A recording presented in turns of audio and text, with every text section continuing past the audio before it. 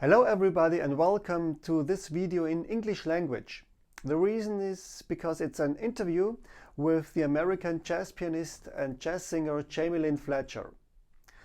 You will learn not only her way she went to become a very high professional jazz singer and jazz pianist, but also a few tips and tricks you can use for your own voice. So enjoy the video, enjoy the interview.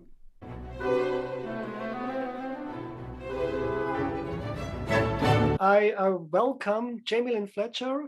I'm very happy to have you here as an interview partner. And can I ask you to introduce yourself a little bit to all Sure. who know you so good?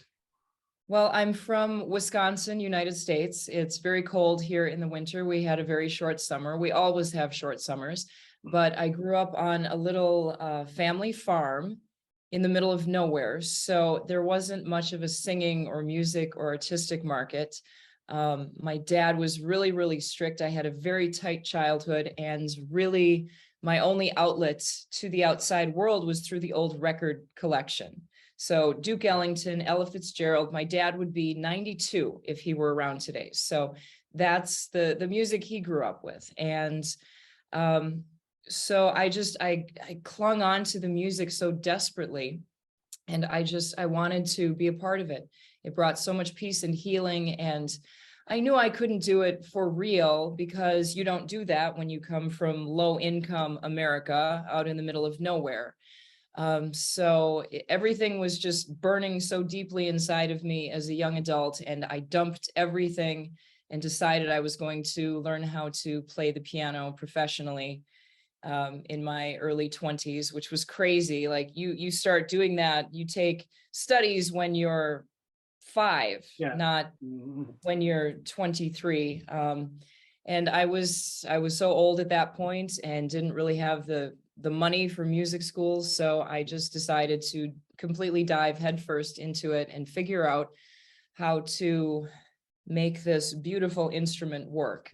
And then through a set of circumstances, music actually paid off all of my debts in schooling for other things, and it brought me all over the world. And then through another set of circumstances, my dad passed away when I was 30 years old. And I was so scared to sing before that. I was terrified because the judgment was so bad and so mean and so nasty when I was trying to learn how to play piano, and continuously failing and trying to get it right, not understanding all of these things that I should have understood from schooling that I didn't have. So it's like, man, I don't want to sing. I don't want to have to go through that again. But my father passed away, and in the family, there was just this terrible financial circumstance, and I had to make more money faster. So I thought, well, I've accompanied a lot of really average to bad singers. I've accompanied really good singers on piano, but an awful lot of bad ones. So why don't you just give it a try? Like, I needed to make more money, and the voice, people love singers.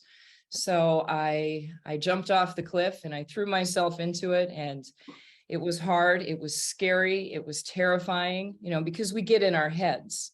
And, but it was great. I wish I would have done it sooner. And since then, it has brought me to more places all over the world, and I get to touch thousands of people's hearts and lives and bring healing. And it's just wonderful. I love it. So it's my profession now. Who knew? It's just this self-taught thing being pressed by all of these circumstances and trying to figure it out on my own. So you had to cross this terrifying or scaring barrier. Yeah. But then you were free to make music. It's all of the chains started coming off. It's amazing because the voice is the original instrument. And we all have one. And I've taught for a while now. I'm going to be starting some online courses. I'm developing those because there are so many people out there that do have beautiful voices. Maybe they're called tone deaf, right? They can't sing. But really, it's just this that needs to be trained. I have brought people and kids from being tone deaf to being actual competent singers that sound pretty good. It's all because this is not working properly and it just needs to be trained and disconnected. It's really very simple, but society puts so many demands on, well, you have to be good and you have to be gifted and you need all the studies from the time you were 5 and you have to come from a certain family, blah, blah, blah, in order to make it as a musician or especially as a singer. So yeah, it has just to be, it's just to be proved that it can work also the other way. It can, yeah. So very. So this leads us directly. We are just in the first question. How did your career start, and how did it start, or how did you start your career? Okay, well, I was a broadcast journalist in Washington, D.C. for an extremely short time. I just finished a master's, and all through my college years before that, I have a degree in political science. I was, oh, that was ugly, politics, so bad. And I became a journalist to tell the truth to the world as far as what was coming down, only to find that was the talking head of the beast. I was so miserable. And at night, when my work was done, finished in the newsroom, midnight, 2 a.m, whatever, I would go out and I would find like a jazz club or something with live music, that because my heart just, it needed it, like it needed that healing. And I finished the degree. I came home. I had a lot of job offers, great job offers in journalism. I got a big grant. It was like the Fulbright of journalism, called the Inter-American Press Association Fellowship. And to go down to Rio de Janeiro, one of my favorite cities, and be a producer at NPR, National Public Radio, like huge gig. But my heart, excuse me, my heart was so miserable. And I just prayed and I said, Lord, you've put this music on my heart. I don't know how to do it. But I want to learn and I want to do it, or I don't want to be here. And when I was a kid, I played a little trombone, you know, but like, what am I going to be? A cocktail trombonist? Nobody hires that. A solo. So I had to learn how to play piano really well. And I knew a couple of songs, like all kids do, right? You pick things out on the radio and you have the easy versions, but it wasn't enough to cut anything. And did you have an instrument? Sorry, did you have an instrument at that time in your flat or anywhere? I bought a keyboard, and we had a piano in the household. So my mom, she could read music and she plays piano, and she sings in a choir. But my father, he played by ear, and so there was always a lot of music in the house, always. But you just never do it for real. And it's only a hobby and you can't be this and you're going to starve, all of the narrations. And I prayed so hard at age 23. I said, Lord, please just open the door, or I don't want to be here. That's it. I was so miserable. I did not want to be on earth if I couldn't get this out. And the next morning, the phone rang with a gig on a cruise ship, of all things, in the band. And the story, when I was living in Chicago doing journalism, I met a band leader, Bill Porter, and he said to me, I auditioned for his band. I had no business. I knew like Satin Doll and Misty, and that was it. And he laughed at me, and he was older, you know, of the Frank Sinatra generation. He sat me down at the piano and he was going through things and his face was all twisted. And he said, you know what? You don't have anything here. And you don't have it here. And I was just broke. I'm like, oh, but he said, you've got it here in the ear and you've got it here in your heart. Everything else can be trained. You just need to get your butt kicked. And so he put a phone call out to someone, and the phone call, it got translated 24 different times. So the head of Carnival Entertainment calls me and said, we heard you're a pianist looking for a gig, and we need a piano player in Miami next week to join a cruise ship. And I don't have time to audition you. Can you read chords? I'm like, C, F, G. I mean, you don't need more than that from coming from where I come from. You don't need like C, F, G. Of course I can read chords.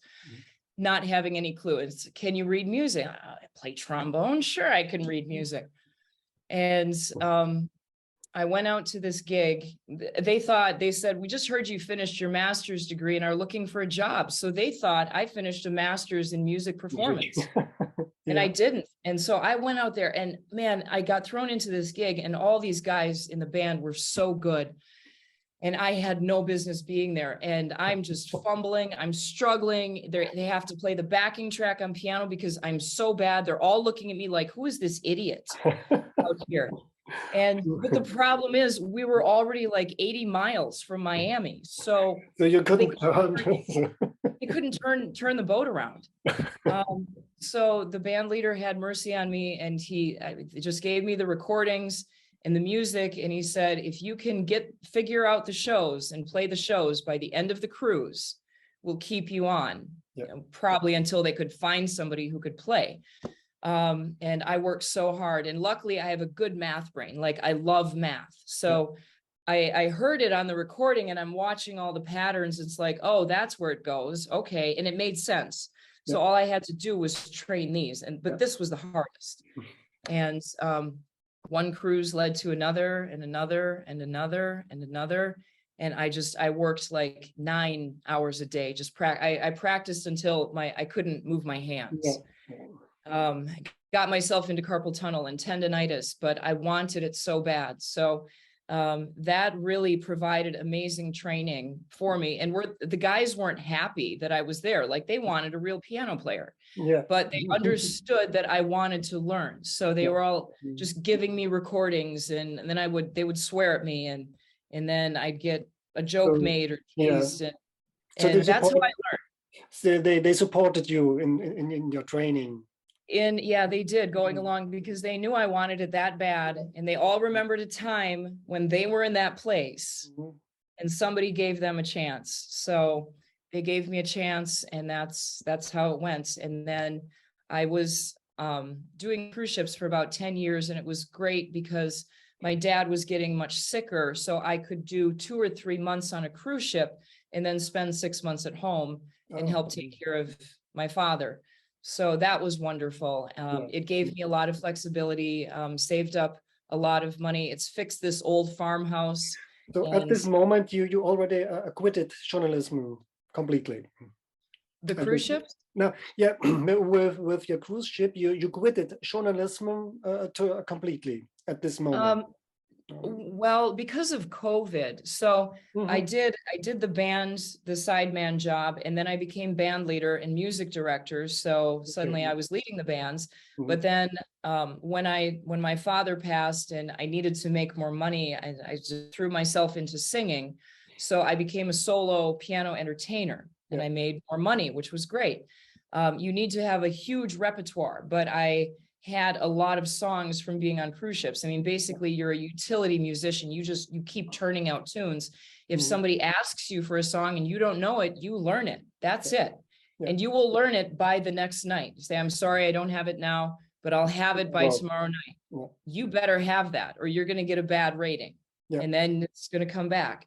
But since COVID, my last contract was 2020. We were in New Zealand on the Seabourn Ovation, and Seabourn ships are so beautiful. They're smaller. I've worked most exclusively with them for the last probably 12 years. So it's a smaller ship. They have 350 passengers or about 650 passengers, depending on the ship. But since COVID, the whole industry just got rattled really, really hard. And I can't take the vaccine because on my dad's side of the family, it just doesn't go well. In the end, they gave him the pneumonia shot because the flu vaccine was not working. So they gave him the pneumonia vaccine. He immediately got pneumonia and was dead of pneumonia 2 weeks later. So if people want to get it, that's fine. That's fine. It's their body, but I just know that I'm not going to compromise myself that way because it's just too dangerous for my genetics. So I have not been out for 2 years. So I work a lot at home. I do corporate parties. I have a great gig on our peninsula in Wisconsin. It's a supper club. dining hall. It's got a big stage and all lit up. And so I play there on Fridays, Saturdays, and Sundays through the summer and fall season. It's wonderful. And then during the week, I do a lot of nursing home jobs. I play for old people because they love it. We have sing-alongs. And then some little jazz gigs, like with a jazz quartet, just to keep your chops up and everything, because jazz is different from being a karaoke or a jukebox, like the utility piano bar players. So, and then this, God bless you. Oh, thanks. This winter, of course, we have holiday parties, so I'm booking out Christmas events and corporate events, things like that. So it's great. I'm so blessed. I just following the heart. You have to do that, whatever it is, and God will just bring it all together. Yes, fantastic. So this also leads us to the second question, which also there were a few answers already. What do you most enjoy of your job, of your work you do? I tell you, it's people, they often say, well, you're in the music business. How is the music business? Blah, blah, music business. The music business is tough. It's bad. It's really rough. You know, to make it on the big league, there are a lot of compromises. And I say, I'm not, actually Tony Bennett said it, and I stole it from him. He said, I'm not in the music business. I'm in the business of making people happy. Yeah. And I tell you, the healing, when a couple of gigs ago, this big burly guy came in, all looked like he just came out of milking cows in the barn, and scruffy and kind of a dirty t-shirt and flannel, and looked a little bit out of place at the venue, but came in with some family members. And I thought, oh, he wants some country music or something like that. And so I judged, and I turned to him, and he had a big smile on his face. I said, what would you like to hear? He said, can you play movie music? Sure. What kind of movie music? He said, that song from the Muppet Show. I'm trying to make this work, and it's so hard. And he said the one that Kermit sang. So I thought, okay, it's easy, not Easy Being Green or Rainbow Connection. It's a Rainbow Connection. He said, that's the one. And I started playing it for him. And I looked over 10 seconds later, and the tears were streaming down his face. Those moments are priceless. Like, there's no money in the world that will replace that. I did a private gig, really fancy home, bluffs, beautiful scenery, water in Wisconsin a few summers ago. And they wheeled a man in a wheelchair in, and he had a stroke. Couldn't feed himself. He was drooling, couldn't talk, didn't know his own name. He probably did, but he couldn't speak it. And somebody came up to me and said, he really loves Elvis. Can you play some Elvis? I'm like, well, sure, I can play some Elvis. Yeah, that's fine. I started playing Elvis, and he had recently had the stroke, maybe 3 or 4 months, but apparently before that, he used to be able to sing, and now he's just a vegetable. And I started playing Elvis, and all of a sudden he started coming to life and perking up. And the whole room looked at this and went, what's going on here? So I kept playing Elvis, just one song after another. And by the end of it, he was singing at the top of his lungs perfectly, every word perfectly. He went from not being able to talk to being able to sing and articulate perfectly because he had the muscle memory. Yeah. Miraculous. I was just like, we were all crying. I couldn't even open my eyes because I'm like, you're going to lose it. You got to keep it together. You got to keep it together. The whole room was in tears. And afterwards, he was able to pick up a cookie and feed himself. True. So why do I do it? That's why I do it. Yes. That's why I do it. Don't need any more words about this. No. Fantastic. No, I'm not a technician. I don't have a big range. I started really late. So I don't have the year discipline and all of that to heal someone. I'm going to cry right now, It's like, there's nothing that would ever replace that, and that's music. Yeah. Yeah. So I don't know if So, that answered any questions. so sorry, there are have been a little bit difficulties with the connection, but Oh, do you still hear and see me? yeah, it's perfect. Yeah. Okay, it works again. Okay. Yes, it's really a touching story. Um, let's continue. What advice would you give to someone who wants to start to a professional music business? Yeah. Well, you have to practice. Yeah. Um, you don't need all the professional training. I don't have it, but I put hours and hours in. It takes discipline. If you want it, you have to put the work in. Yeah. There is no excuse. If you want to sing, you have to put the work in. You have to get your ear trained. You have to listen to everything that comes out of your mouth. You have to record yourself. We all have iPhones. I tell you, I record myself all the time. And I play it back, and sometimes I'm like, oh, ew, ow, oh, that was flat. So keep always self-improving. Never be satisfied with where you are. We have to be better versions of ourselves every single day. Yeah. But it takes work. Yeah. Because the goal of a musician, if that is your gifting, you have to be the best you can be at it. And also remember, it's not about you, it's about your audience. It's about giving. We're here to serve. Yeah. So that's, as long as you keep those things in framework, you'll always get better, but it takes practice and discipline. If you can find a mentor, that's wonderful. For me, it was listening to the recordings. It was learning all the recordings. It was copying. Yeah. Imitation is the highest form of flattery. So if I want to play like Bill Evans, I'm going to listen to Bill Evans. If I love Carmen McRae, she's one of my favorite vocalists. I love Diana Krall, listen to her style. How does she inflect? And copy it. That's what we have these for right here, the ears. Yeah. And then you will get your own style. And, but it's a lot of discipline. Just because you go in and sing karaoke doesn't make you a professional. Yeah.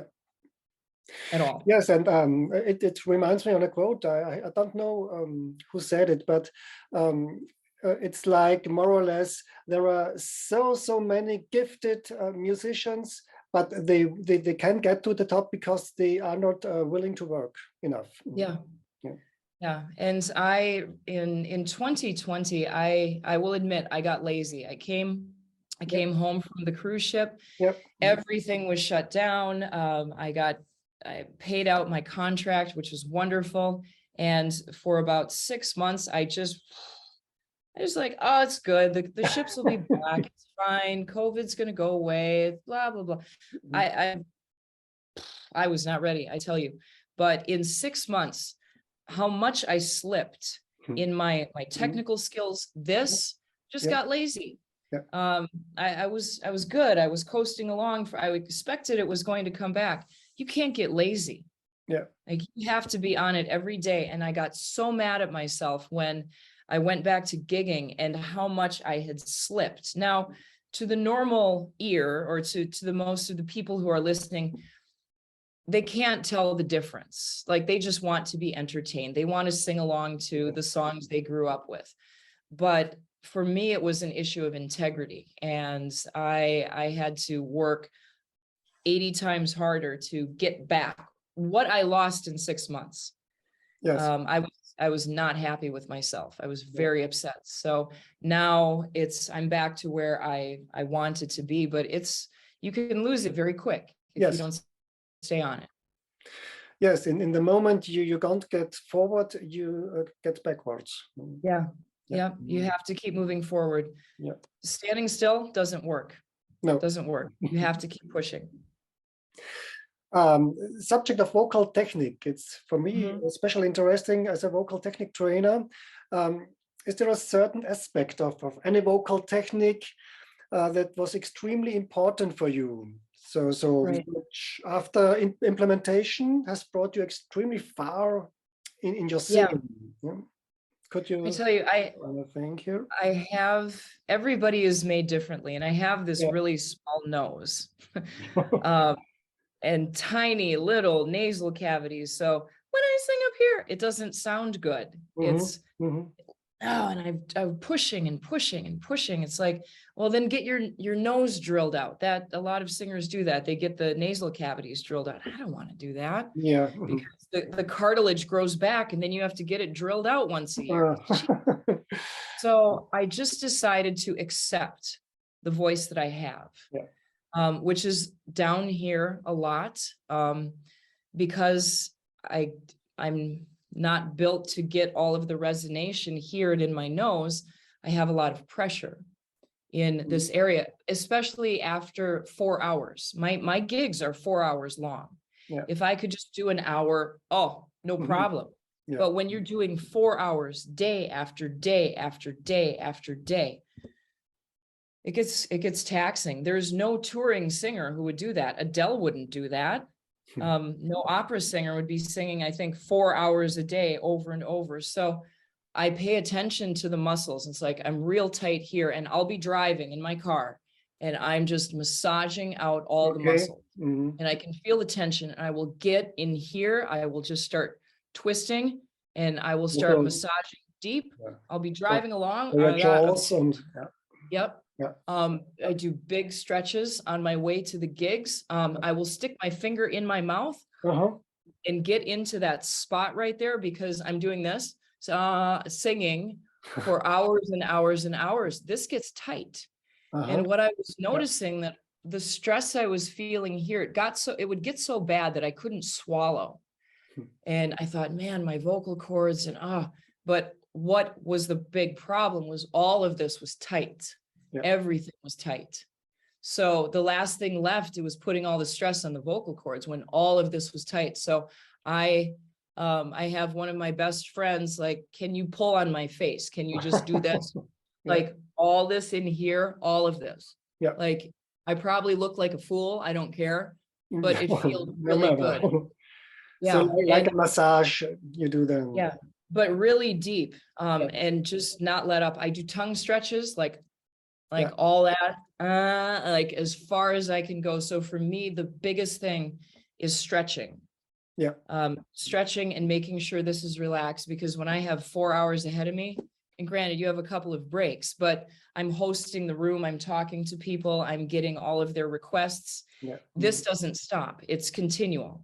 And when I'm singing rock songs, or pop that's really blues, that's really projecting, it's taxing. So all of this has to be relaxed. And I find with my students, they're so tight, they're so tight in the shoulders. Yeah. And all of that is a symptom of fear. We're afraid. You just are in the same position. Like when I play and sing, I've got a microphone here. I'm playing, my arms are extended. Yeah. And it's tough. If I can stand up and sing, it's great, but I'm locked into a position. Yep. So to singers, get into these muscles, find out where it hurts, and then massage it out, because I bet you're going to find a lot of pain that needs to be relieved, and everything will just open up from there. You'll have the resonance of your face. Your whole body is the instrument, but this all needs to be relaxed, so the whole thing can vibrate. Yeah, I think it works for me. Yes, very interesting, because it's a thing. What it's quite often is that the solutions for issues of the voice, they are not found in the voice itself. They are somewhere else. Right. Yeah. And what is frustrating to me is how teachers, coaches, they'll oftentimes just focus on the vocal cords and the range, and ignore everything else, and like proper breathing and proper this, which is wonderful, but this has to be loose. Yes. And this has been always my problem, is just locked muscles. So nothing can move and it all hurts. And then I get this massaged out and I stretch it really hard. All that stuff. I'll pull my head forward, I'll lay flat on the ground, and I'll just take my neck and I'll pull it as far forward as I can. And I feel my spine. You've got to do that. You have to do it, or you won't be able to survive in this the singing. What is quite interesting is that in your answer, your questions, every time is already a part of the answer of the next questions. So, Okay. so also this, I don't have the sheet, so. yeah. So the next question, what I would like to know is, how do you prepare for your gigs, for your performance? And I think this, the things is part Yeah. of your preparations. Yeah, Yeah. typically I'm driving because that's the only time I get alone to think about what I'm going to do. But because I gig so much, there isn't a lot of mental preparation. I have a repertoire, my vocal repertoire is about 500 songs. I've got about 1,500. If somebody requests something and I haven't sung it, but I know how it goes, I'll just sing it in a different, I'll transpose, because that's, I have to do that. Just transpose it, sing it, do your best. So a lot of it is, I'm not doing an opera or a big theater production. It's very much like improvisational all the time. Sometimes musicians show up. I don't know who's going to show up. And then we'll jump into some jazz. So everything is continuously changing. I can't plan on anything in particular. I don't know who's going to be there. I don't know what song requests they're going to have. So I just have to go with it. So it's about letting go mentally. But I do all of the stretching and get this relaxed. And sometimes I'll work on it for 45 minutes or an hour if I have a 2-hour drive. Yeah. In combination with some humming or something like this? Or? I do oftentimes, just to smooth out the voice, it's like doing the siren thing. You know, you'll go from real low to real high and try not to have a break in the voice. Yeah. So I'm sure you do it where you go, I had a little break because I'm not warmed up. So it's like, okay, and then back down and do that, and then do it so I don't have the breaks. And if I do, then I have to back off on the breath just to get that real smooth. If I do need to go into my head voice, that's smoothed. The greatest warm up is singing the Star Spangled Banner in the car, because the range is like, it goes, it's fine until you get to the bridge, and then the song gets real. And it forces me into that head voice, and like my brain feels like it's going to explode because and I keep, for me, and maybe I don't have much time. If I have a half-hour drive, I'll do some really fast stretches, and then I'm going to try to push as much as I can up here, because I know my head voice is the weaker spot that for me, because this is all really small. So I will do whatever I can to push, like pressure and air up here to get this free and opened. Right. So when I do have to go into the head voice later, it's not a shock, number one. Two, I don't sound like a dying seagull or a squirrel like I would now. So it's about getting those little things, making it up as you go along. I drive down the road and I'm like, I'm sure if anybody looks at me, they'd be like, yes, they do not know how to act as a singer. No.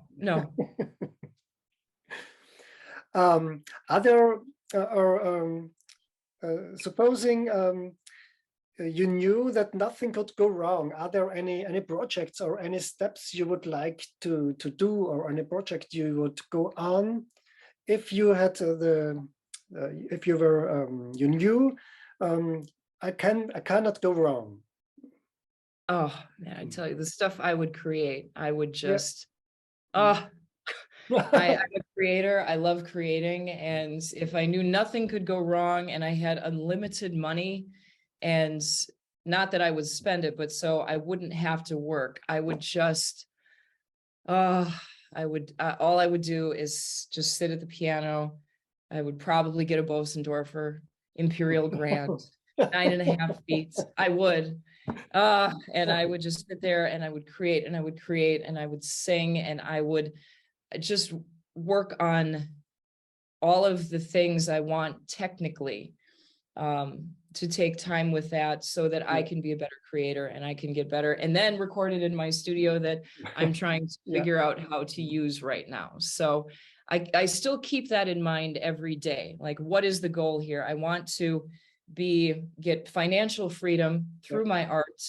So I have to keep getting better. I have to learn how to record. So I have creative independence. I don't have to depend on somebody else at the studio. If inspiration hits at 2 a.m. and I wake up, I can go right to my studio, and I know how everything works in a perfect world, which I don't right now. So I'm learning. But the ideal, I would just love to create beautiful things and just to bring healing and that touching to on a huge scale, huge, through podcasting or virtual, because we're all connected now.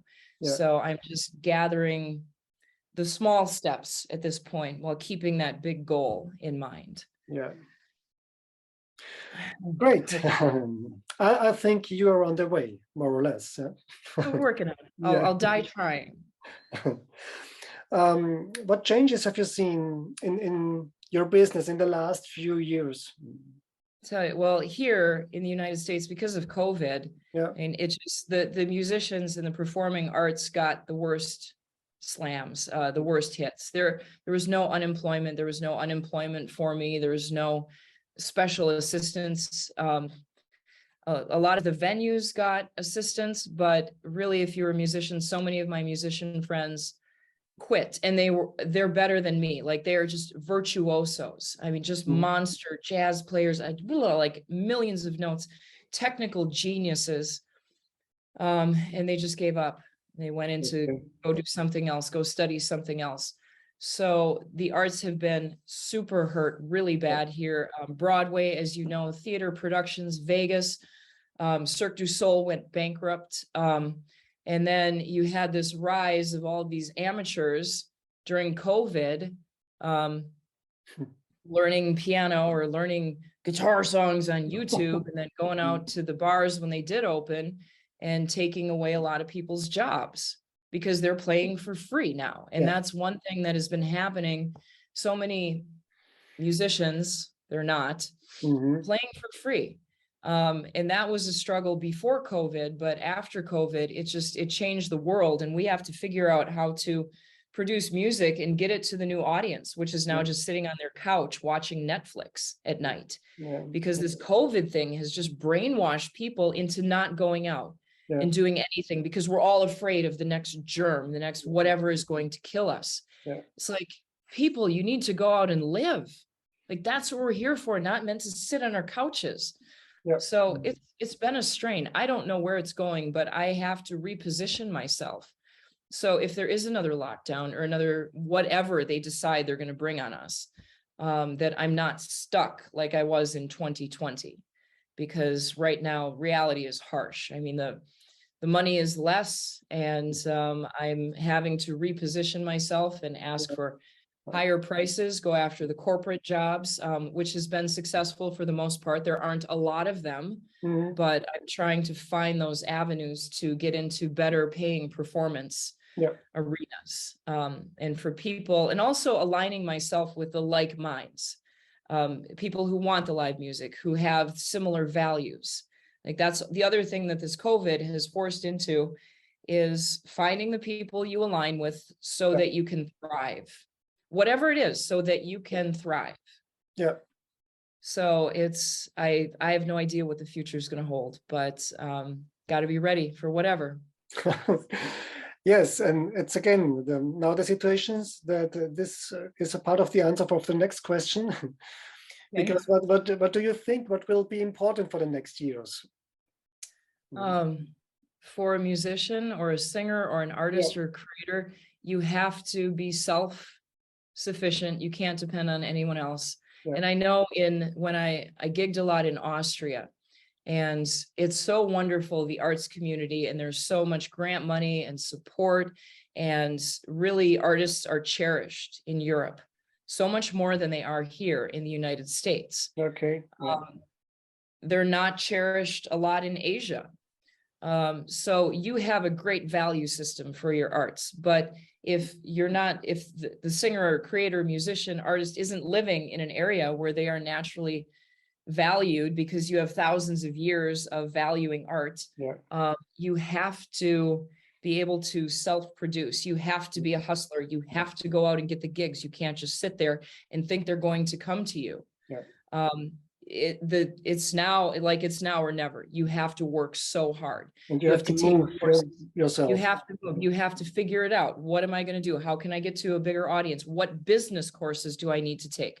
What mindset do I need to change? Because artists, we have this thing like, oh, I'm not a good business person. I'm an artist. True. Absolutely true. But how has that done for me so far? Not so good. Okay. So now it's like, Jamie Lynn, you need to change. You need to change this, your beliefs about art and music in the industry, and to shift it for yourself, to start shifting it for other people. But yeah, we have to get off our butts bad. It's not possible to separate it, the business from the no. And the artists, we've always separated. Oh, I'm not a good salesperson. No, I don't like selling. Every time I have to my CDs and they're over by the tip jar. And if anybody needs a party, I'll stop it, Jamie. No, if you need a party, you take my card right now. Let's talk.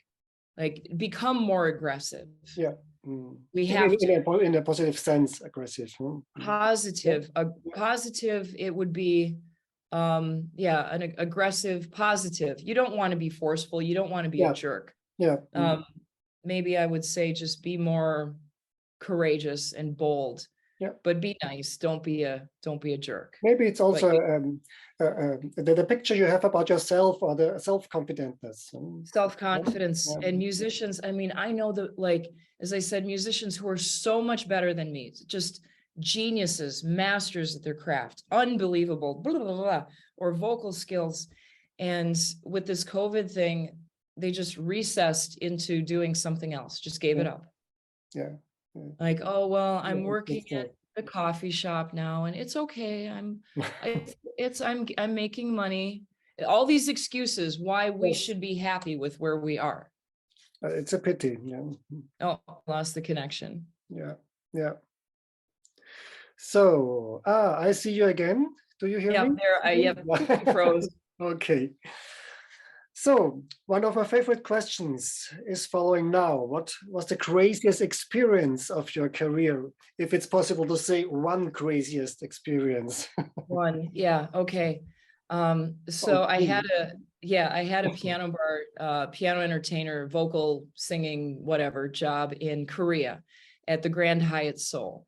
And I played this jazz version of Amazing Grace with this rhythm, bodo, do, do, bo, bo, do, and then singing over it. Anyway, I'll spare you the details or the charts. And this conductor was in the lounge with the Seoul National Symphony Orchestra. Okay, oh no. And he came up to me and he said, I really like that version. Can you write it for 60-piece orchestra? And would you like to perform it? Would you like to perform it for, we're doing the Korean National Memorial Day concert in May, and we would like to finish, you could finish it with your program doing this. And I'm like, I can't arrange it for 60 pieces. Are you kidding me? I was like, but I have no idea. I'm dead in the water, but I'm going to do it anyhow, because I can hear all the parts, right? They I just got to figure out how to write it. All right. And every single night I'm I do my 4-hour gig and I go right back to my hotel room and I'm writing it out and I'm on finale and I'm like, I'm counting it. I'm like, oh, this is right. So right at the end of when I was writing this, and I would stay up all night. And then as soon as the buffet would open at 6 o'clock in the morning, there I was having breakfast. And okay, I'll sleep a few hours in the afternoon and then I'll go do the gig. I mean, I did this for a month. I was so tired. And one morning, the last one, I just finished everything. And I get up in the morning and I go to the buffet, or I was up all night. So I just go to the buffet. And I'm reading the newspaper, and the Grand Hyatt Seoul had presidents. I mean, it was the elite, the diplomat hotel, 6-star hotel. I mean, they're serving $1,000 glasses of wine in the lounge that I'm playing in. Oh my gosh. And so the diplomats and presidents and prime ministers come through, and I just played a birthday party for John Major, who was a former prime minister of Great Britain. Yeah, yeah. And I'm reading the paper and I'm seeing like, okay, diplomatic talks with North and South Korea, and President Carter was coming in to talk about blah, blah. I'm not even registering anything that's going on. And all of a sudden, these big guys in these suits come in. And I'm not really paying attention because I'm tired, I'm grouchy, it's raining, I'm waiting for my omelet. And these guys come in, and I'm like, wait a minute. And all of a sudden, this elderly couple shuffles in the room, and they just walked by me, and I looked from behind, and they're standing up at the omelet serving area. And I thought, oh my gosh, that's President Carter. So like a fool, I'm the only white girl in the room. Like it's all Asians, and then these big guys in suits, and then this old grandma and grandpa. So I get up and I go over to the bread table, and I'm like hiding behind the column. And I look like a fool. I look like some serial killer, right? And I'm looking, and so one of the Secret Service guys comes over to me because I'm obviously a little bit strange. Yeah. And he said, may I help you? I said, that's President Carter and his wife, Rosalind, right? Yes. I said, well, can I go say hello? That would be really good. No, they are having breakfast. I will talk to them. And if they would like to say hello to you, we will do it on the way out. But I don't know because he has a busy schedule today. Real gruff. He's like 7 feet tall. I don't know what that is in meters. I think like 2.5. Big guy. And so, man, I went back and I had my omelet, and they're sitting there, and they just took forever. And then I had another omelet, and then I had a plate of fruit, and then I had more toast, and I'm so stuffed. And I'm like, at this point, I've had 12 cups of coffee. I can't even stay awake. And finally, they come over real slow, cane. And I stood up and I said, I put my hand out. I said, President Carter, it is such a, and he cut me off, and he said, what's a girl like you with that northern accent doing here in Seoul, Korea? And he extended his hand, and he said, can I have a hug? And he gave me this big hug. And he's like, Rosalind had walked off, and he said, Rosalind, honey, come here. This girl, she's American. She's from Wisconsin. And so she came back, and we talked, and I said, well, President Carter, I play down in the Paris Lounge. If you would like to come by later on, I would love that. We'll play all your favorites. And he'd be about the same age as my dad. So Georgia on my mind. He's from Georgia, loves Hoagie Carmichael. Like I know all the songs. So I was just tickled. I was so tickled. And he said, well, we'll give that a try. If we have enough time. Where'd you say, honey? The Paris Lounge? I said, the Paris Lounge down in the lower floor. That's great. Yeah, I play from like 8 o'clock to midnight. And you can come and we'll have a sing along. So I was so thrilled. And then I fell asleep. I called mom after. I'm like, oh my gosh, and this and this and this. I didn't care if he came out or not, because it was just such a joy to have that interaction. So I went out for a run later, and I saw the same Secret Service dude. He was in the elevator. So I elbowed him. I said, hey, you're coming out for a party later, aren't you? Didn't say anything. He just stood there. Oh, whatever. So I get to the gig, and it's a lot of distractions going on. And 8 o'clock, I brought my camera, and 8 o'clock happened. No President Carter. I'm like, what? 8:30, 9. Okay. Like 9:05, and one of the managers comes up, and he's nervous and he's shaking. He said, Jamie there. And I said, what there? And all I see is the table right in front of the piano, and it's set up with glasses of water. I said, I don't know. And then another one comes over. So finally, the manager, senior, who spoke English, came over. He said, Jamie, Carter president there. And I'm like, what? And the Secret Service started coming in, all real. And President Carter and Rosalind came in, and he just bolted right for the piano, gives me the biggest hug. And he said, I've been so excited for this all day. I've been telling my people, we got to go see this girl from Wisconsin. So they sat right in front of me. We had a sing along. We sang Georgia on My Mind, and Honeysuckle Rose, and 5'2", Eyes of Blue. he just looked tickled, and he was there for about a half hour, and he and his wife left, and then his staff stayed. And I talked to them after. Oh, and I got a picture, and it was hilarious because I gave my big camera to one of his staff, and it's a DSL. It's real fancy, and he didn't know how to use it. Yeah. And President Kerr's like, oh, well, you have to hold the button down on the top a little bit, get it in focus. All right, we're going to do this until it's right. And then they left, and I talked to his staff afterwards, and they said, all we had were meetings all day long. And this is the only thing he talked about, was coming down to see this girl from Wisconsin to play Georgia on My Mind. And Great. I'm like, man, that was it. That was it. So unbelievable. yeah, that was pretty cool. Yeah, it's really, really. So finally, Jamie, is there anything you would like to do in your career? Anything you would like to achieve or to do? What you're going for? Yeah, I tell you, I would really, one thing I have not been able to do, just because I haven't had the connections or the strategy plan, is to find really where my music fits. I know Europe loves jazz, and I know you love art music, as we would call art music. You just call it music because it's music to you. But to really be able to get my music out to the European market and be able to do some touring and just to connect with, it's just been on my heart. And I did a few tours in Austria, like through Jazzland, and did some private parties and played a couple of different places in Vienna. But I just love Europe. I love Mediterranean Europe. Really all of Europe is just wonderful.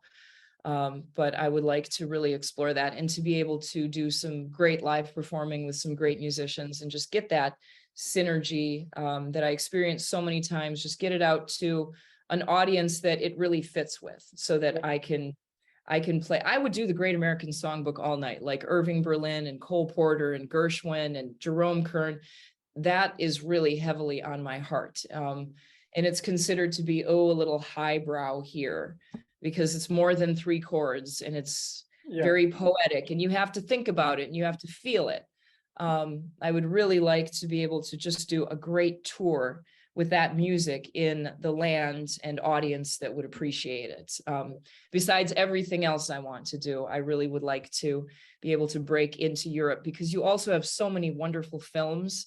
Your films are just so much deeper and artistic, really getting into the sensitivities of the human soul and nature, and it's getting down to the micro level, that a lot of like what we produce here in America and Hollywood is just, it's flash, it's quick, it's like sex and drugs and bombing and pyrotechnics and monsters and how much more of that can you do? But just to find really the place where I fit, and to be able to flourish with that before I die, preferably within the next couple of years. I think you will do it. I'm convinced that you will do it. Thank you. So thank you a lot, Jamie, for this. Thank you. Very good interview. Very it was a lot to laugh, and a lot to hear, and a lot to learn, hearing you telling about your life and your music. Thank you. I hope I didn't take too long. No, it's perfect. It's really perfect. And I hope to see you soon here. I would love that. I would love to hear you sing. I would love to work with you. I would love to just have like a little jam of creative wonderfulness. That would be fun. That would really be fun. So I hope we can do that sometime. Thanks. Ich hoffe, das Video hat dir gefallen. Schreib doch deine Meinung dazu oder deine Erfahrungen unten in die Kommentare. Gerne abonniere auch meinen Kanal, aktiviere die Glocke, so versäumst du kein Video mehr von mir. Du hast auf meiner Webseite die Möglichkeit, dich für ein kostenloses Webinar zu registrieren oder aber auch bei Bedarf, dich für ein kostenloses Gespräch mit mir einzutragen. Bis dann und alles Liebe, Hannes vom Horn.